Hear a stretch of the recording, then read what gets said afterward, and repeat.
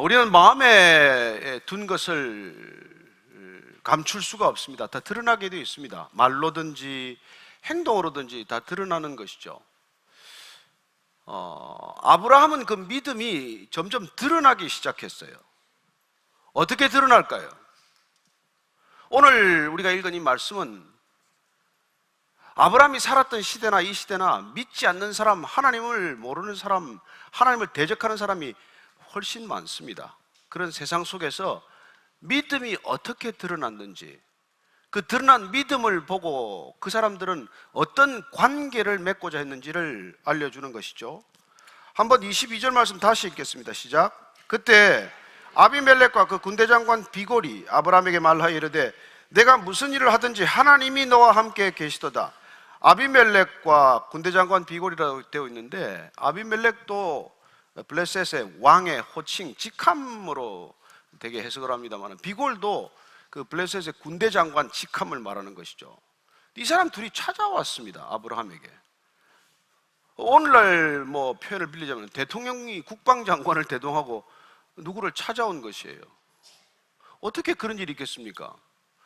그때나 지금이나 이게 큰 사람이 위에 사람이 아래 사람을 찾아가는 법은 없지 않습니까? 전화를 건들 받기나 제대로 하겠습니까?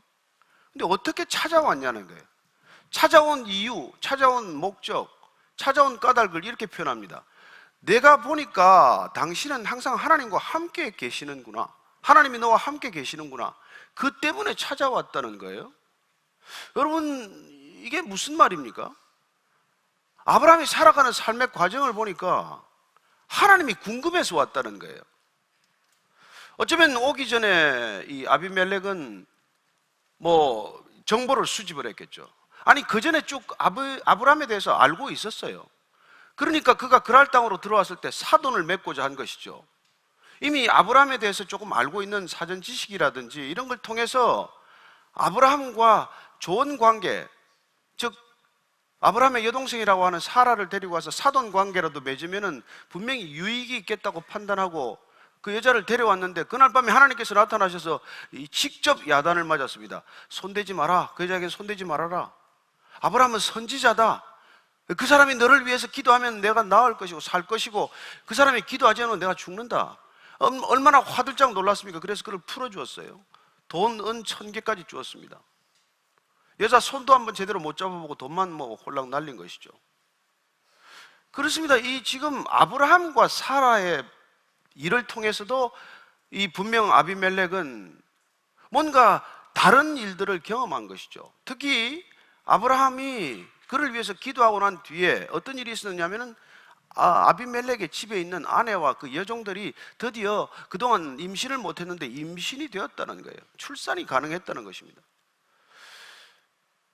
그래서 그로서는 이런 일들을 겪으면서 아브라함에 대해서 조금 더 자세히 알아보기 시작했을 것이고, 그러면서 아브라함이 비록 갈대아 우르에서 와서 이곳에 이방인으로 나그네로 이곳에 함께 살게 되었지만 이 사람의 삶을 보니까 우리가 살아가는 삶과는 전혀 다른 삶을 살고 있구나, 다른 방식의 삶을 사는구나.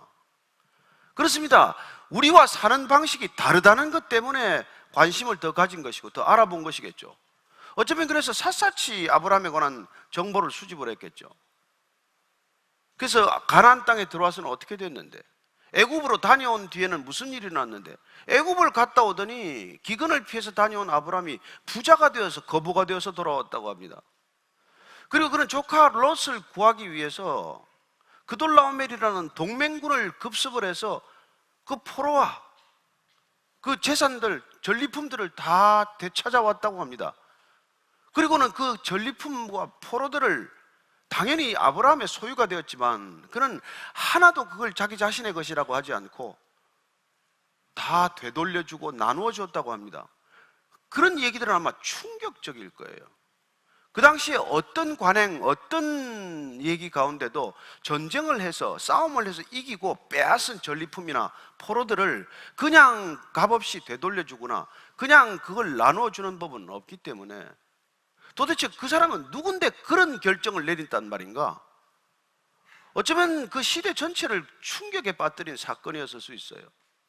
그리고 그런 이후에 100세가 되어서 아내 사라가 90세가 되어서 아들을 낳았다고 합니다.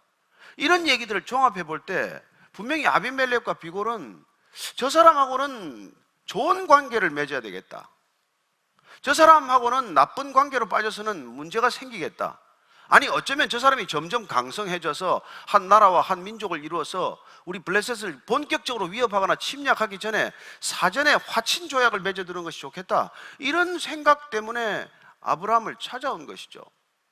그렇습니다. 아브라함의 무슨 지금 당장 눈에 보이는 무슨 그런 힘에 눌려서 온 게 아니잖아요. 그의 군사력, 그의 경제력, 어쩌면 문화적인 능력, 뭐 이런 것들 때문에 관심을 가진 게 아니라는 것입니다.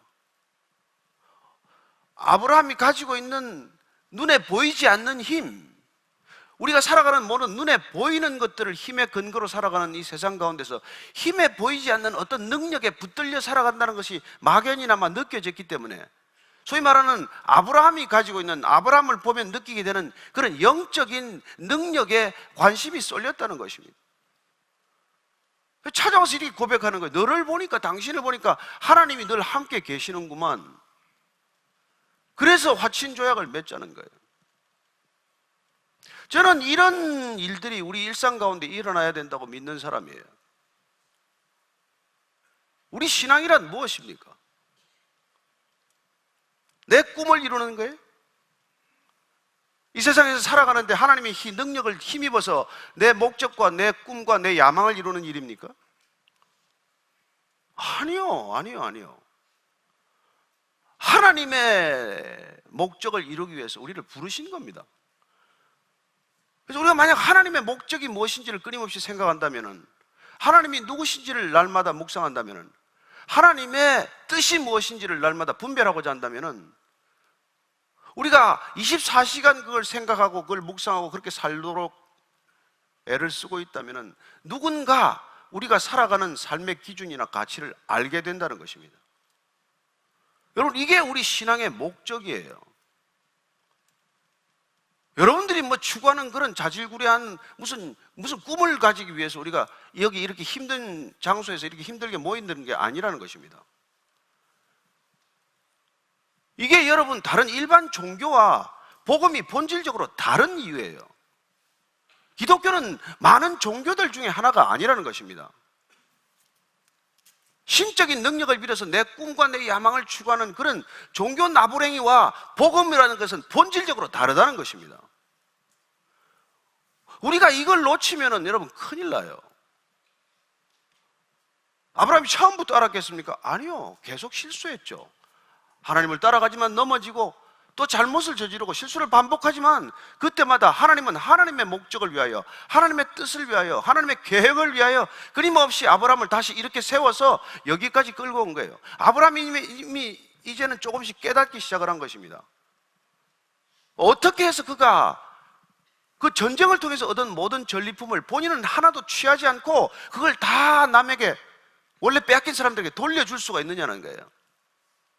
이미 가나안 땅에서 기근을 피해 애굽으로 갔을 때 애굽에서 비록 본인은 실수해서 사라를 팔았지만, 판 꼴이 되었지만 사라를 되돌려받고, 그리고는 거부가 되어서 돌아오면서 그는 재물이 누구에게 속했는지, 내 인생이 누구의 것에 의해서 움직여가는지를 경험한 사람이에요. 그러지 않고서는 그런 큰 돈을 어떻게 포기하겠어요? 그런 큰 재산을 어떻게 포기하겠습니까? 저는 세상 모든 사람들이 우리가 돈에 대한 태도, 우리가 살아가는 삶의 목적에 관한 것을 유심히 살피고 있는 거예요. 저 사람들은 뭘 위해 사나? 아브라함이 이제 만나는 사람마다 나는 하나님을 믿는 사람입니다, 나는 하나님이 부른 사람입니다, 그런 얘기를 했습니까? 내 자신을 그렇게 소개했어요? 그렇지 않습니다. 그가 살아가는 많은 삶의 모습들이 그 당시 살아가는 사람들과는 너무 다른 모습이었기 때문에 궁금증을 불러일으킨 것이고, 저 사람을 저렇게 살게 하는 힘이 무엇인가, 그게 궁금하기 때문에 찾아온 거예요. 찾아왔어. 자, 그래서 23절 이렇게 읽습니다. 시작. 그런즉 너는 나와 내 아들과 내 손자에게 거짓되이 행하지 아니하기를 이제 여기서 하나님을 가리켜 내게 맹세하라. 내가 내게 후대한 대로 너도 나와 내가 머무는 이 땅에 행할 것이니라. 어쩌면 사라를 누이라고 속였기 때문에 지금 이런 표현을 쓰겠죠. 내 후손들에게 너는 속이지 말아라. 그리고 내가 너에게 아내도 돌려주고, 그리고 막대한 지참금을 포기하고 내가 되돌려 받지 않았듯이 너도 나한테 그렇게 나를 선대하라. 그 약속을 해라. 그런데 누구의 이름으로 하라는 거예요? 하나님을 가리켜 맹세하라고 말합니다. 아니, 아비멜렉이 무슨 하나님을 제대로 아는 사람이에요? 하나님을 경험한 사람이 아닙니다. 그러면 아브라함이 믿는 하나님, 이 하나님이 느껴졌고 그 하나님이 궁금했기 때문에 아브라함이 그 하나님을 자기 자신보다도 더 귀하게 생각한다는 것들을 확신했기 때문에 가장 당신이 가치 있다고 여기는 것을 걸고 맹세하라는 거예요. 우리가 보통 맹세할 때 가장 소중한 걸 걸고 맹세하지 않습니까? 근데 아비멜렉이 보기에는 아브라함이 가장 소중하게 여기는 것이 하나님이라는 걸 알았다는 거예요. 그게 느껴졌다는 것입니다.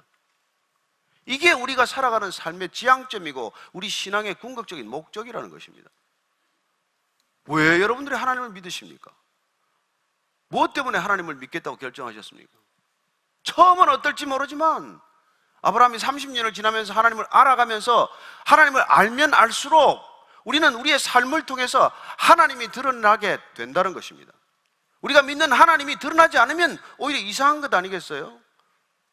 여러분, 우리가 뭘 좋아하기만 해도 사람들이 다 아는데, 우리가 어떤 사람에게 빠지기만 해도 뭘 빠졌는지 다 아는데, 우리가 무슨 하는 취미생활만 열심히 해도 사람들이 내가 뭘 좋아하는지 아는데, 저 사람이 낚시를 좋아하나 등산을 좋아하나 골프를 좋아하나 다 아는데 우리가 좋아하고 우리가 가치 있게 여기는 걸 모르겠습니까? 그래서 아브라함이 뭘 가치 있게 여기는지를 봤다는 거예요. 알았다는 거예요. 그래서 찾아온 것입니다. 어쩌면 지금 아비멜렉은 아브라함에게 투자하는 거예요. 여러분, 큰 다국적 기업이나 이런 대기업들이 왜 스타트업, 작은 회사, 새로 시작하는 회사를 큰 돈을 거액을 주고 사들입니까? 미래 가치에 투자하는 것이죠. 그렇습니다. 투자란 무엇입니까? 궁극적으로 미래 가치가 불확실한 보이지만은 이 불확실한 미래 가치가 지금 확실해 보이는 위험, 리스크 테이킹을 하는 것보다도 더 가치 있다고 생각하기 때문에 투자하는 것이죠. 신앙이란 궁극적으로 미래 가치를 드러내는 삶이에요. 지금은 별거 아닌 것 같지만, 지금은 뭘 하는지도 잘 모를 것 같지만, 그러나 우리 스스로 우리가 믿는 이 미래에 대한 분명한 가치를 우리가 알기 때문에, 그 가치를 손에 쥐듯이 살기 때문에 우리가 그렇게 살아가는 모습을 보고 그 미래 가치가 뭐길래 저 사람들은 저렇게 사나 궁금하기 때문에 그 이유를 물어보기 시작하는 것이죠. 찾아오기 시작하는 것이죠. 그게 신앙인의 매력입니다. 저는 신앙인들이 매력 없이 사는 걸 이해 못합니다. 우리가 세상 가치보다 더 큰 가치를 그걸 우리가 깨달았고 거기에 붙들려 살아가는 삶이 어떻게 궁금하지 않고 어떻게 매력이 없으며 어떻게 때로는 경외심을 불러일으키지 않겠습니까? 저는 이 시대에 정말 기독교나 교회가 이런 지경에 이른 이유는 정말 우리가 그 가치를 모르기 때문에, 우리 스스로 우리가 모르는 미래 가치를 누가 인정하겠습니까? 우리가 현재 위험에 빠져 있다면, 현재 위험이 미래보다도 더 중요하다고 생각한다면 우리 또한 여기 이 세상을 사는 사람들과 하나도 구별되지 않겠죠. 어떤 호기심도 가져오지 않을 것입니다. 그래서 네가 하나님을 가리켜서 맹세하라. 자기 잘 모르는 하나님이에요. 근데 네가 보니까 너가 하나님을 그렇게 중요하게 생각을 하니까, 그렇다면 내가 그렇게 소중하게 여기는 하나님을 걸고 맹세를 하라. 나한테 이렇게 행하라는 거예요. 그렇다면 아비멜렉이 아브라함을 찾아온 이유는, 저 사람이 살아가는 이 미래 가치라고 하는 것, 그건 하나님이 보증하고 있다는 것을 나름대로 조금씩 들어서도 알고 보아서도 아는 게 된 거란 말이죠. 그런 사건이 된 것이라는 것이죠.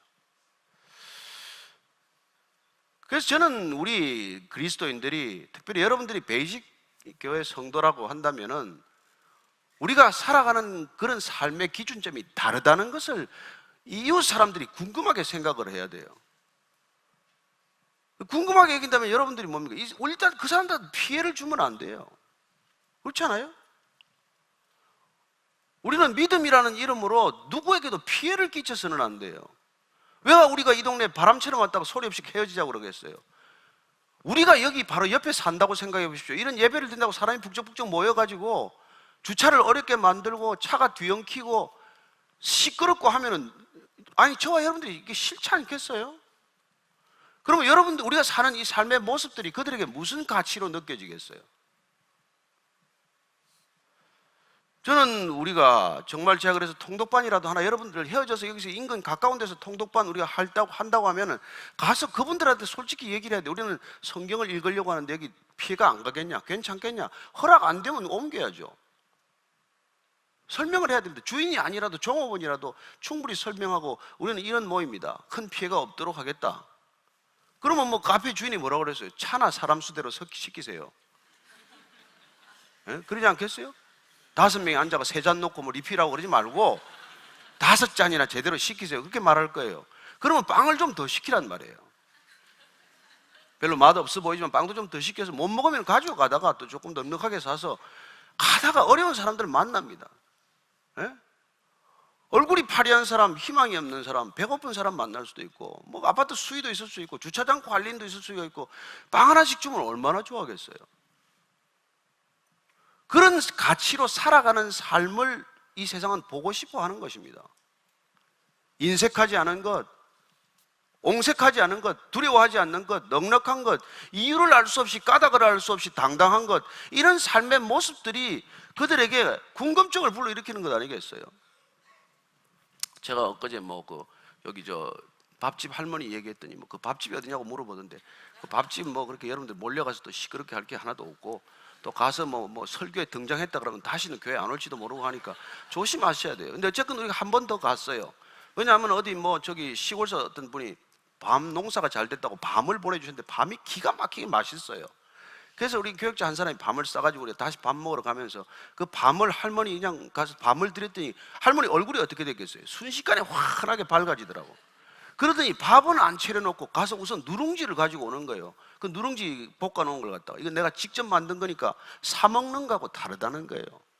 여러분, 그 조그만 관심이 그 할머니를 행복하게 하고 벌써 관계가 달라졌잖아요. 주고받고 하는 관계가 된 거죠. 나갈 때 밥값을 또 깎아줘. 첫날 10,000원짜리를 8,000원 해주더니 그날은 갔더니 또 6,000원으로 또 깎아요. 할머니 이러시면 안 됩니다. 이게 얼마 남는다고 이러십니까? 그때 할머니가 뭐라 그런지 아세요? 그 전에 왔을 때 생선 한 토막을 덜 넣었다는 거예요. 여러분, 이게 그리스도인이 사는, 밥 왜 먹습니까? 우리는 관계를 위해 먹으러 가는 거예요. 그 좀 싼 데 가면 어떻고 또 다른 데 가면 어떻습니까? 우리가 밥을 먹는 목적이 됐건, 예? 우리가 어디를 가는 목적이건 우리의 삶을 통해서 하나님이 드러나기를 원하기 때문에 그래요.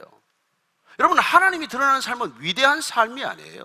대단한 삶이 아닙니다. 남한테 피해 안 끼치는 삶이에요. 남을 배려하는 삶입니다. 나한테 몰입이 돼서 나의 일밖에 모르는 사람들이 대부분이에요. 이 세상은 자기 일밖에 관심이 없어요. 근데 예수를 몰라도 남의 일에 관심이 있는 사람들이 있고, 남에게 배려하고 남에게 선행을 베풀고 남을 끊임없이 생각하는 사람들이 있지 않습니까? 누가 크리스찬이라고 말하겠어요? 어느 쪽을 크리스찬이라고 말하겠습니까? 지밖에 모르는 사람을 그리스도인이라고 누가 말하겠어요? 저는 아브라함이 살아가는 모습 가운데서 저 사람을 보니까 하나님이 함께 하시는구나. 우리가 그렇게 살기로 결단하면 하나님께서 하나님 당신 자신을 저와 여러분을 통해서 드러내기를 기뻐하신다는 것을 기억하십시오. 하나님은 하나님을 진짜 아버지로 믿는 사람들을 통해서 일하시기를 원하십니다. 하나님은 하나님을 전심으로 추구하는 사람들을 통해서 일하시기를 원하십니다. 그분은 하나님을 최우선으로 생각하는 사람들을 통해서 그 자신을 나타내시기를 기뻐하시는 것입니다. 근데 예배드려서 바빠서 그런 시간이 없습니까? 성경 공부하느라고 너무 바빠서 그렇게 밖에 나갈 틈이 없습니까? 여러분, 우리는 근본적으로 이 땅에 말이죠, 한국만 하더라도 지금 2018년인데도 불구하고 크리스찬들이 20%가 안 돼요. 캐톨릭, 이단 다 합쳐도 20%가 안 되는 압도적인 절대 다수가 난 크리스찬, 하나님을 절대적으로 거부하는 사회 속에 살아가는 우리의 신앙은 어떻게 드러나야 되며 저들과 어떤 관계를 맺고 살아야 할 것입니까? 우리끼리 좋으니까 무슨 큰 건물을 짓고 점점 우리의 위세가 과시되는 것입니까? 점점 더 반감을 불러일으킬 것이겠죠. 그러나 우리가 살아가는 게 끊임없이 남을 배려하고, 끊임없이 남을 더 정말 사랑하고 섬기고, 그때 그분들은 저들이 그리스도인이구나. 여러분, 크리스찬이란 안디옥에서 처음 불려진 이름이지만 우리가 우리를 크리스찬이라고 말하지 않았습니다. 그들이 요새 말로 하면 예수쟁이다, 약간 비하스러운 말이지만 작은 그리스도다, 뭐 이런 뜻으로 그들이 부르기 시작한 거예요. 남이 붙여준 이름이라는 것입니다. 아브라함은 절대 내가 가자마자 나는 하나님 믿는 사람입니다, 나는 어느 교회 장로입니다, 이런 소리 안 했어요. 제가 잠시 CEO를 할 때 나는 뭐 왔다 와서 대번에 교회 이야기하는 사람하고는 사업할 생각도 안 했습니다. 아니 무슨 이 얘기하러 왔으면 사업 얘기나 하지, 무슨 교회 다니는 얘기, 무슨 뭐 장로 얘기, 그건 왜 하는 건데? 장사나 똑바로 하면 알기나 되겠지.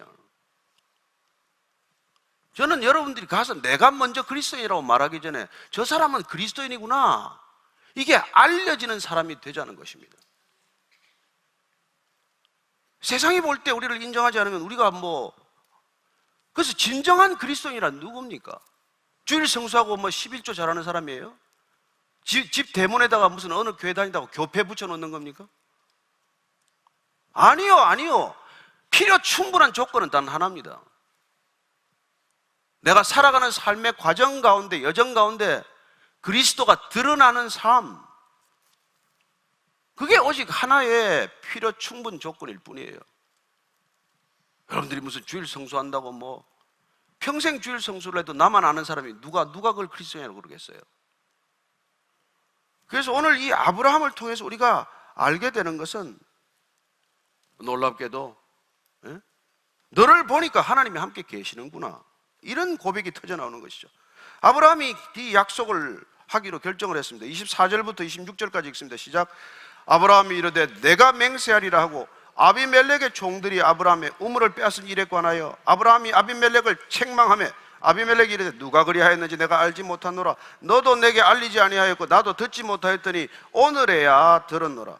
아브라함이 내가 맹세하겠다, 내가 믿는 하나님을 걸고 내가 약속을 하겠다, 그렇지만 내가 한 가지 짚고 가자, 나는 내가 믿는 하나님 때문에 반드시 약속을 지킬 것이다, 그런 뜻이 내포되어 있어요. 근데 너는 약속을 지킬 능력이 있다고 생각을 하니? 네 밑에 애들이 말이야, 내가 판 우물을 갖다가 다 빼앗아 갔어. 아비멜렉이 깜짝 놀라죠. 서로 잘 지내자고 찾아왔는데 보니까 자기 밑에 부하들이 말이지 가서 그걸 아브라함을 그냥 괴롭히고 뭘 빼앗아 갔다는 거예요. 나는 처음 듣는데, 금시초문인데. 그리고 너 나한테 말도 하지 않았잖아. 어떻게 보면은 지금 아브라함이 책망했다고 되어 있지만 이 표현은 정확히 말하면은 당신이 잘 판단해라, 신중히 결정하라, 이런 뜻이에요. 어떻게 꾸짖거나 그랬다는 뜻이 아니에요. 사실은 당신은 잘 판단해야 돼. 나하고 계약을 맺자 그러는데 당신 스스로 지킬 능력이 있는지 한번 보라고. 오늘에야 들었다 그러는데 벌써 이게 보십시오. 이게 믿음의 사람들은 어느 날 전세가 역전되는 순간이 와요. 아시죠? 지난번에 사라 일 때문에 아비멜렉한테 닥달을 당했어요. 너 정신 차리고 살아라, 아내를 살아, 이렇게 누이라 그러지 말고, 한번 당했잖아요. 오늘 지금 아브라함이 되갚는 건 아니지만 지금 다시 입장이 바뀐 거예요. 아비멜렉을 닥달하고 있는 것입니다. 여러분, 믿음의 사람은 시간이 지나면 반드시 입장이 뒤바뀌는 때가 온다는 것을 압니다. 우리가 가지고 있는 미래 가치는 그만큼 확실한 가치예요. 여러분이 믿는 하나님은 분명한 하나님입니다. 언젠가는 입장이 바뀌게 돼 있어요. 아비멜렉이 지금은 아주 면구스러운 입장이 된 것이죠. 입장이 아주 난처해진 것이죠.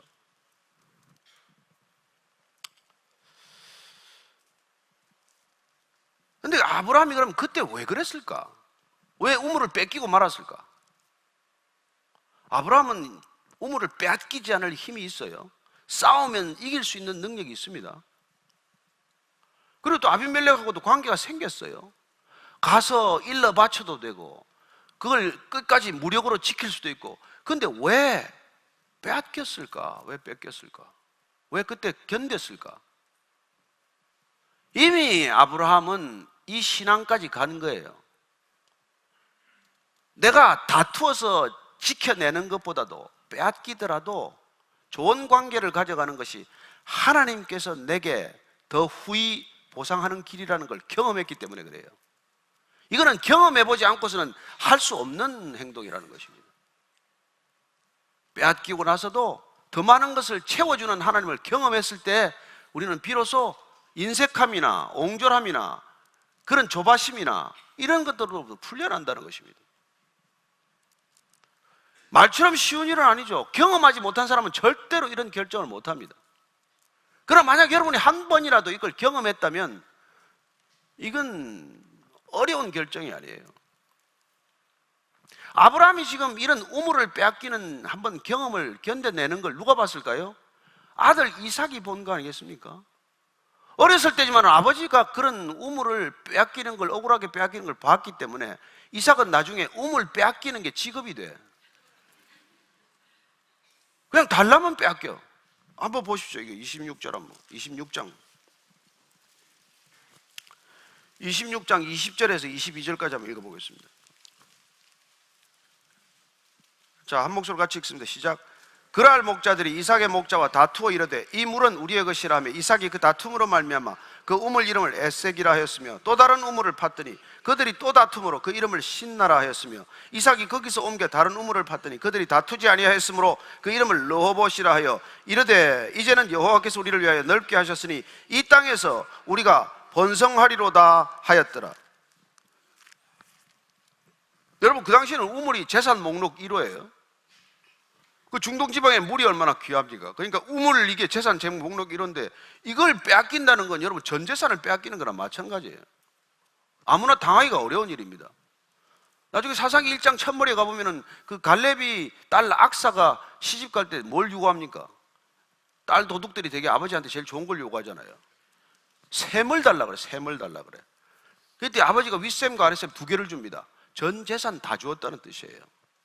그 정도로 이게 우물이 귀한 거거든요. 그러니까 뺏기고 어디 가서 판다고 또 우물이 나오는 법은 없습니다. 간단치가 않아요. 그래서 아프리카에서 우물 파기 무슨 그런 미니스트리도 있지만은 우물을 판다는 게 쉬운 일도 아니거리와 우물을 얻기란 더더욱 어려운 일인데 그 우물을 대번에 내놓고 가는 거예요. 이삭은 처음에 신나 다툼이라고 그럽니다. 두 번째 에색은 다툼이고 두 번째 신나는 이제 대적한다는 거죠. 근데 이걸 다 그냥 포기하고 또 가서 팔면 신기하게도 새로 파는 우물을 얻었다는 거예요. 그게 형통함 아닙니까? 그래서 마지막에는 이 사람이 르호봇이라는 이름을 지어요. 이제는 내 땅이 넓다라는 뜻입니다. 여러분, 하나님은 우리가 좁은 데서 이렇게 부딪히며 사는 것을 바라지 않습니다. 저는 하나님께서 여러분들에게 크고 넓은 곳을 준비하고 있다고 믿으시기 바랍니다. 그렇게 그냥 그냥 하여튼 저는 여러분들이 좀 이렇게 좀 크리스찬이 좀 이렇게 대범하게 살게 되기를 바랍니다. 뭐 뺏기면 좀 뺏기지 뭐. 원래 내 것도 아니었는데. 뭐 그렇게 생각하는 것이죠. 하나님이 더 채워준다. 이 믿음이 있어야 돼요. 그 믿음이 있으면 더 채워주는데 억울함에 붙들리면 그것도 못 찾습니다, 여러분. 잘 안 됩니다. 세상이 뭐 간단합니까? 그래서 아브라함이 양과 소를 가져다가 이제 약속을 하는 거예요. 자, 27절부터 31절까지 쭉 읽겠습니다. 시작. 아브라함이 양과 소를 가져다가 아비멜렉에게 주고 두 사람이 서로 언약을 세우니라. 아브라함이 7 암양 새끼를 따로 놓으니 아비멜렉이 아브라함에게 이르되 이 7 암양 새끼를 따로 놓으면 어찌미냐.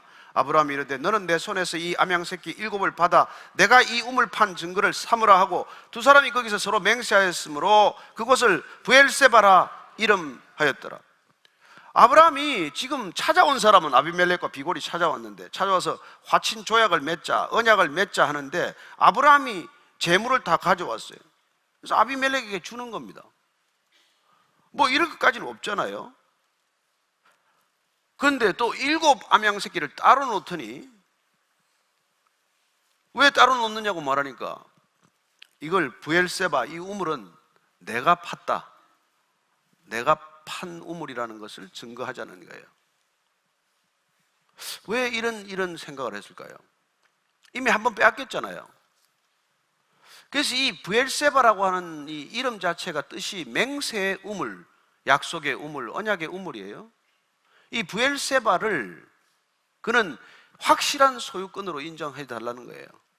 7마리 암양의 7은 완전한 언약이에요. 영원한 언약이라는 뜻입니다. 너 이거 가지고 다시는 뒷얘기하지 말아라. 그래서 그는 기꺼이 조약만 맺어도 되는데 이 암양 값을 따로 이 7마리 놓고 가져가라는 거예요. 나중에 아브라함 아내가 죽었을 때 어떻게 했습니까? 사레가 죽었을 때 막벨라 굴을 사죠. 헤브론에서 북쪽입니다. 이 브엘세바는 헤브론에서 남서쪽으로 한 40km 떨어진 곳이고, 그 막벨라 굴은 헤브론에서 한 3km 위쪽에 있어요. 그 동굴을 삽니다. 막벨라는 이중의 동굴이라는 뜻이에요. 동굴 안에 아마 동굴이 또 있었던 모양이에요. 이걸 기어이 삽니다. 그 당시 관행은 묘지로 쓸 땅은 그냥 가져가요. 제주도 그 여러분 알죠? 제주도는 아무나 아무 곳에나 묘지를 써도 아무도 시비 못 거는 거 알지 않습니까?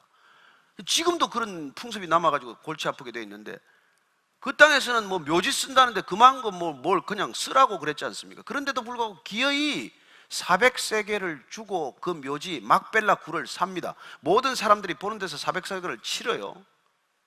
그리고 그 헤브론이 나중에 이스라엘의 중심지, 수도가 되는 거 아십니까? 잠시나마. 그리고 브엘세바라는 이름은 두고 반복되는 이름입니다. 이스라엘의 경계를 짓는, 확정 짓는 두 곳이 어디입니까? 브엘세바에서 단까지예요. 브엘세바가.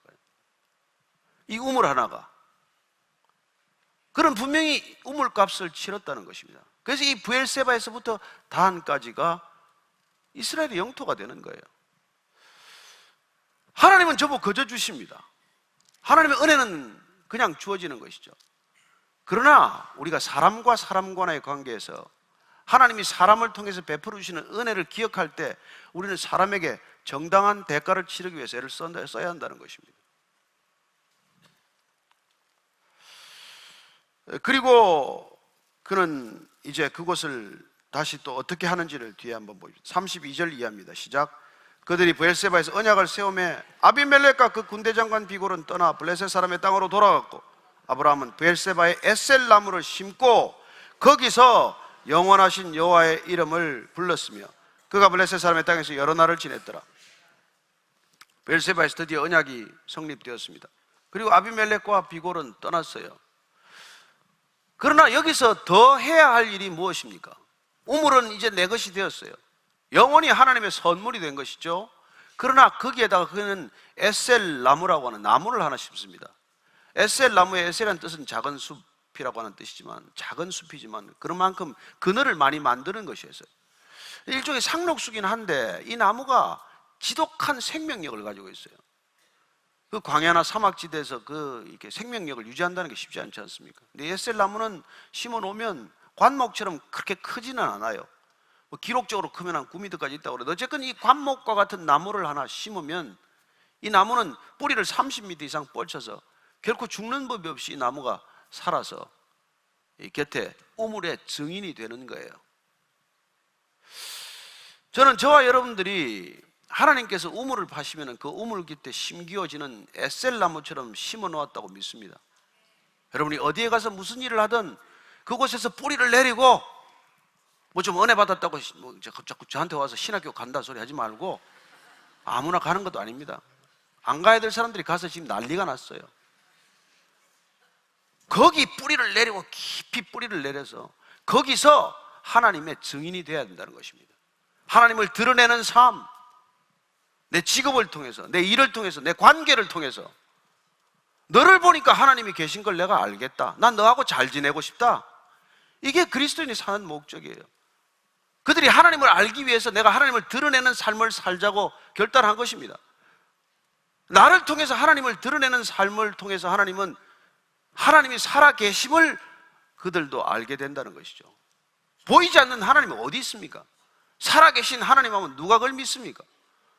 그러나 우리가 그런 하나님을 경험하고 날마다 그 하나님을 누리고 그 하나님의 능력이 우리에게 부어질 때, 여러분 이 땅 가운데 그 많은 능력보다도 여러분들이 하나님이 주시는 그런 영적인 파워가 있지 않고서는 이 시대를 못 이깁니다. 거룩의 모양을 가지고는 못 이깁니다. 거룩의 능력이 있어야 되는 것이죠. 그런 능력이란 무엇입니까? 궁극적으로 하나님이 드러나는 삶의 본질은 무엇이냔 말이죠. 하나님을 모르는 사람들이 하나님이 느껴지는 삶이어야 한다는 것입니다. 우리끼리 모여서 뭐 신앙이 좋네 어쩌네 뭐 어느 교회를 나가네 뭐 장로가 됐네 집사가 됐네 그게 무슨 소용이 있어요? 천국 가는 줄 알고 지옥을 달려가는 사람들이 얼마나 많은 줄 아십니까?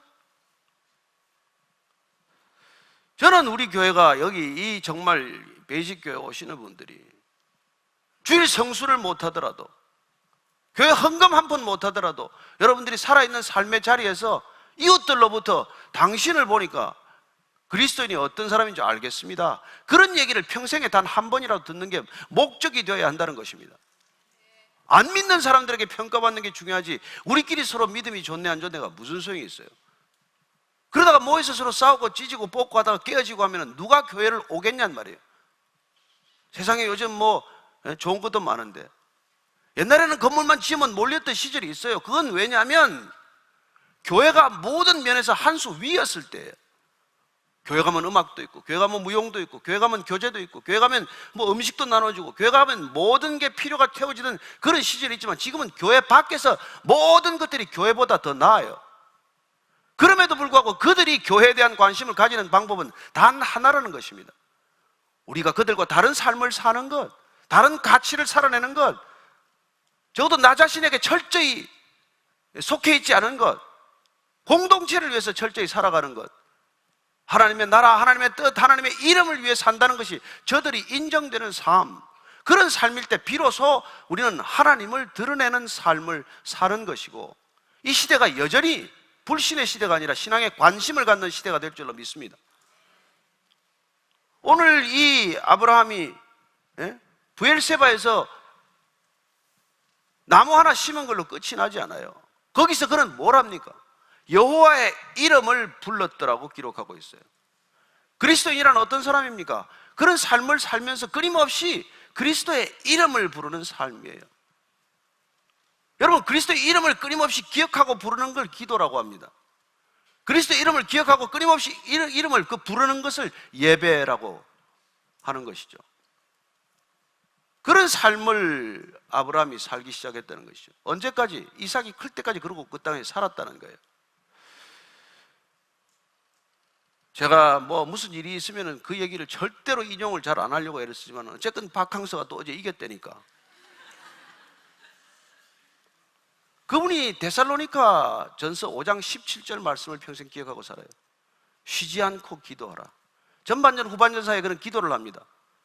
베트남 기자들은 그 기도하는 걸 모르기 때문에 그가 가끔 존다고 말합니다. 그런 세족식을 기억하고 선수들의 발을 씻어주다가 그게 베트남 전 국민의 마음을 감동시켰어요. 저는 우리가 축구 감독이 됐건 저와 여러분들이 무슨 일을 하건 우리가 경험한 하나님의 넉넉함, 그 풍성함, 이게 흘러 넘쳐서 세상 사람들이 사는 방식과 다른 삶으로 자리매김되기를 축복합니다. 당신을 보니 하나님이 보이는군요. 당신을 통해서 하나님이 계신 것을 알겠습니다. 옆에 있는 분들한테 한번 인사해 주세요. 당신을 보니 하나님을 알겠습니다. 비웃지 말고 인사하세요. 비웃지 말고. 오늘 기도할 때 하나님, 정말 제 삶을 통해서 저를 드러내고자 하는 것이 아니라 하나님 드러나게 하여 주옵소서. 한 주간의 삶 가운데 제가 어디를 가나 무엇을 하나 하나님을 의식하고 살 때, 하나님을 드러내고자 할 때 하나님께서는 하나님이 드러나는 능력을 주실 줄로 믿습니다. 먼저 하나님의 나라와 그 의를 구하라. 그리하면 내가 모든 것을 더하리라. 약속하신 것 제 삶에 경험되게 하여 주옵소서. 한번 간절히 기도하십시다. 하나님 아버지, 우리 사랑하는 성도들이 한 주 동안 살아가면서 내 일이 힘들고 잘 안 풀리고 어렵지만은 그러나 내 일에 집중하지 않고 하나님께 집중할 때 우리가 어떤 형편과 처지에 있든지 하나님이 드러날 줄로 믿습니다. 하나님을 모르는 사람들이 하나님께 궁금하게 되기를 원하고 하나님께 대해서 적대적인 감정을 가졌던 사람들이 마음이 열리기를 원하고, 당신을 보니 하나님이 계신 줄로 내가 믿겠습니다. 당신을 보니 하나님이 궁금합니다. 당신 다니는 교회 한번 가보십시다. 당신이 알고 있는 하나님 나도 알고 싶습니다. 그렇게 우리에게 다가오는 일이 있게 하여 주옵소서. 하나님, 올해 우리가 주님께서 주신 말씀을 가지고 시작했습니다. 무엇이든지 남이 원하는 대로, 당신이 원하는 대로 당신도 남에게 하라고 선대하라고 하였사오니, 하나님, 내가 대접받기를 원하기에 앞서서 남을 먼저 대접하는 사람 되게 하시고, 날마다 남을 먼저 대접할 때 그 대접의 기쁨이 내가 대접받는 기쁨보다 더 큰 기쁨이고 본질적인 기쁨임을 경험하게 하여 주옵소서. 하나님, 이 땅의 교회가 그런 교회가 되기를 원합니다. 이 땅의 모든 교회가 세상을 대접하는 교회가 되게 하여 주옵소서. 세상으로부터 대접받기를 원하는 교회가 아니라, 세상에 폐를 끼치는 교회가 아니라, 세상에 성가심을 주고 귀찮다는 그런 인상을 주는 교회가 아니라, 교회 때문에 행복하고 교회 때문에 기쁘고 교회 때문에 즐겁고 교회 때문에 살맛이 나는 세상이 되게 하여 주옵소서. 그리스도인들 때문에 살맛이 나는 세상이 되게 하여 주옵소서. 성도들 한 사람 한 사람의 삶 때문에 이 땅이 살만한 가치 있는 세상이 되게 하여 주옵소서. 하나님 아버지, 오늘 아브라함을 통해서 우리가 알게 되었습니다. 우리 때문에 이 세상이 살만한 가치 있는 세상이 되게 하여 주옵소서. 우리의 삶을 통해서 하나님만 드러나게 하여 주옵소서. 예수님 이름으로 기도합니다. 아멘.